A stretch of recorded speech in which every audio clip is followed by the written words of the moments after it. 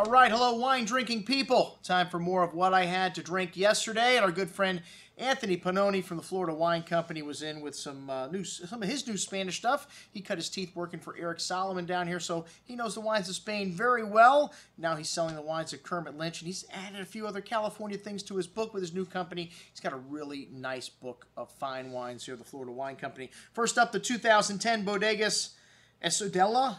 Albarino, Rias Baixas. This is Eidos is the name of the parish, and Sela is the name of the group in the parish. Such the name Eidosela. All right, well, this is a co-op that includes around 61 growers, 5 subzones from the southeast. Condado de Te, highest elevation. There are the different soils, decomposed granite and sand. Really fresh and bright on the nose here. Really clean pear and apple-like fruit. Really fresh and clean on the tongue here as well. Hints of sea salt, a little spritz, and some lemon lime citrus fruit. Very good little Albarino for 15 bucks. All right, nice value too. Bodegas Valdesi, Monte Nuevo Gordeo from Valladolid. This wine is from the Valley of Sil, and the vineyard was originally planted in 1885. Wow. And no malolactic, very pretty nose here. A honeyed apricot, Asian pear-like note of slate kind of minerality shown through the white flowers. Nice complexity on the nose here. Nice richness on the palate here as well. A solid core of fruit as well as good freshness and minerality. That slaty nuance showing through the finish along with that light honeyed character. Very good for 12 bucks. Wow, incredible values. Are you sure these prices are right? All right, well, the Lechuza, bless you, Grenache from Carena. This is near Campo de Borja in Aragona. This is the first DO in the province. I've never heard of it though, but you know, Spain has got some of these little eclectic wines that really good and you know, no one's ever heard of. Has some of that fresh berry pie-like fruit, some floral herbal notes also showing, but a really nice fresh and fruity bouquet there. These vines are planted on clay rather than granite, so very delicate on the palate. Nice fresh red berry fruits. The vines are 75 years old, so you get some good intensity here and some fine tannins showing through the fruit here on the finish. A very good little bottle of wine for $11. Like I said, I'm doing the head check every time I look at the price on these wines. All right, the Chateau Mas Neuf Rhone Paradox Rouge from Costères de Nimes. This is as far south as you can get in the Rhone, and it's a 2004. They have their own AC now, a blend of 60% Syrah, 16% Grenache, 20% Mourvedre, and 15% Carignan. Like I said, the furthest vineyard south in the Côte de Rhône appellation. Very big bouquet, black plum, blackberry fruit, some animal-like notes there, herbs and floral notes showing through that gamey character, and big and chewy on the tongue. This wine's got nice freshness, though, as well. Little wood used.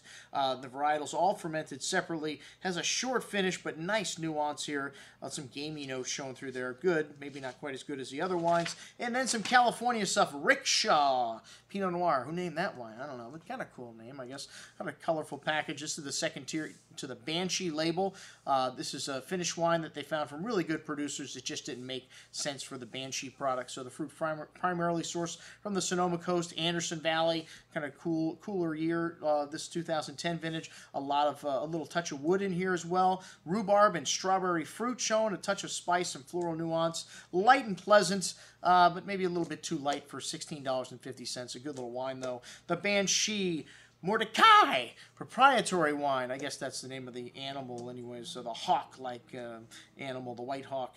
And this is from two of the coolest vineyard sites, Sonoma, Santa Barbara, rather, in Alder Springs and Mendocino. You got 70% Syrah, a bit of California Mourvedre, a bit of Cabernet Sauvignon, Mourvedre, Cabernet Franc, Zinfandel, and a little bit of a train wreck red here, but you know, it has a really nice bouquet here, deep and intense wine on the nose, lots of blackberry, black plum, violet, and game kind of notes, some dark spice as well, a lot of jammy fruit showing through on the tongue, smooth and round tannins, a little bit sweet and sappy, but leaves the tongue still light and refreshed on the finish. An excellent train wreck blend here from Banshee, the Mordecai.